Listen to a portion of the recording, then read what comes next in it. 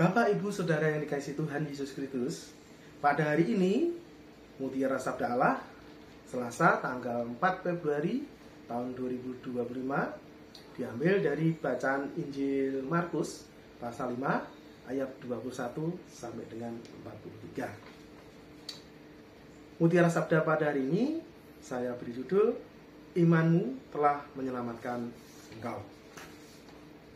Mari kita siapkan hati dan pikiran kita untuk mendengarkan sabda Allah. Dalam nama Bapa dan Putra dan Roh Kudus. Amin.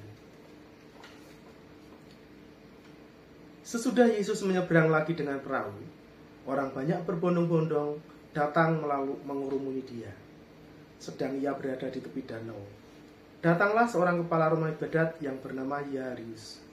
Ketika ia melihat Yesus, tersungkurlah ia di depan kakinya dan memohon dengan sangat kepadanya, "Anakku perempuan sedang sakit, hampir mati. Datanglah kiranya dan letakkanlah tanganmu atasnya, supaya ia selamat dan tetap hidup." Lalu pergilah Yesus dengan orang itu. Orang banyak berbondong-bondong mengikuti dia dan berdesak-desakan di dekatnya. Adalah di situ seorang perempuan yang sudah 12 tahun lamanya menderita pendarahan. Ia telah berulang-ulang diobati oleh berbagai tabib, sehingga telah dihabiskannya semua yang ada padanya. Namun sama sekali tidak ada faedahnya, malah sebaliknya keadaannya makin memburuk.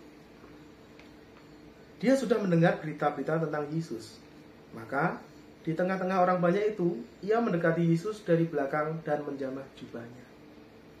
Sebab katanya, "Asal ku jamah saja jubahnya, aku akan sembuh." Seketika itu juga berhentilah perdarahannya, dan ia merasa bahwa keadaannya mulai sembuh dari penyakitnya. Pada ketika itu juga, Yesus mengetahui bahwa ada tenaga yang keluar dari dirinya. Lalu ia berpaling di tengah orang-orang banyak dan bertanya, "Siapa yang menjamah jubahku?"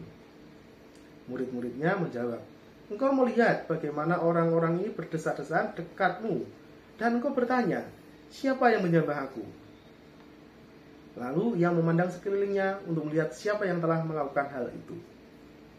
Perempuan itu yang menjadi takut dan gemetar ketika mengetahui apa yang telah terjadi atas dirinya, tampil dan tersungkur di depan Yesus dan dengan tulus memberitahukan segala sesuatu kepadanya. Maka katanya kepada perempuan itu, "Hei anakku, imanmu telah menyelamatkan engkau. Pergilah dengan selamat dan sembuhlah dari penyakitmu." Ketika Yesus masih berbicara, datanglah orang dari keluarga kepala rumah ibadat itu dan berkata, "Anakmu sudah mati.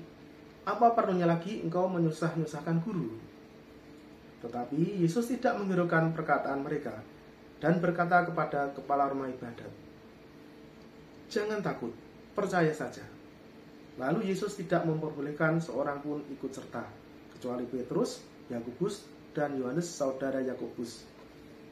Mereka tiba di rumah kepala rumah ibadat, dan di sana dilihatnya orang ribut, menangis dan meratap dengan suara nyaring. Sesudah ia masuk, ia berkata kepada orang-orang itu, "Mengapa kamu ribut dan menangis? Anak ini tidak mati, tetapi tidur." Tetapi mereka menertawakan dia. Maka diusirnya semua orang itu, lalu dibawanya ayah dan ibu anak itu, dan mereka yang bersama-sama dengan dia masuk ke kamar anak itu. Lalu dipegangnya tangan anak itu, katanya, "Talitakum," yang berarti, "Hei anak, aku berkata kepadamu, bangunlah." Seketika itu juga anak itu bangkit berdiri dan berjalan. Sebab umurnya sudah 12 tahun. Semua orang yang hadir sangat takjub.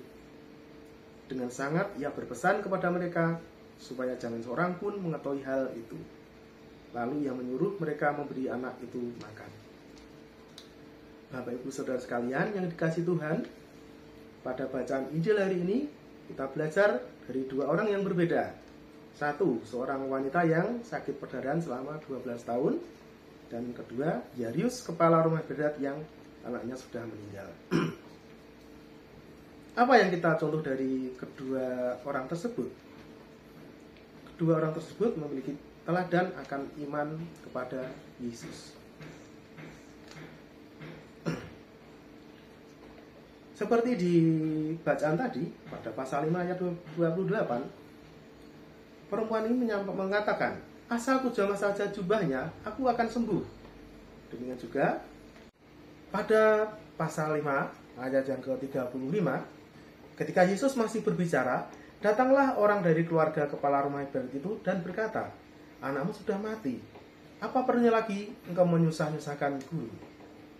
Bapak Ibu Saudara yang terkasih, di dalam kehidupan sehari-hari, kita sering dihadapkan pada satu permasalahan yang hampir mirip pada situasi di atas. Pertama, saat kita ditimpa satu masalah, kita berupaya dengan segala cara, bahkan sampai dengan apapun yang kita miliki, kita habiskan untuk semua. Saran dari para pakar, ahli kita turuti, karena inilah yang paling masuk akal dalam pikiran kita. Namun semua itu tidak menemukan hasil yang diharapkan. Kedua, pernyataan yang sangat sulit dibantah secara logika. Karena hal yang pasti tidak mungkin bagi kita. Anakmu sudah mati. Apa perlunya lagi engkau menyusah-nyusahkan guru? Bagi kita ini sudah akhir. Tak ada lagi yang bisa kita buat. Tetapi hari ini kita bersama-sama mendengar dan belajar. Perempuan yang sakit perdarahan dan Yairus kepala rumah ibadat telah memberi contoh dan teladan bagi kita. Mereka memiliki iman dan pengharapan hanya kepada Tuhan Yesus Kristus yang sanggup mengubah segala yang tidak mungkin. Beranikah kita dengan iman menyatakan Tuhan mampu mengubah hidupku? Dimuliakan Tuhan kini dan sepanjang masa.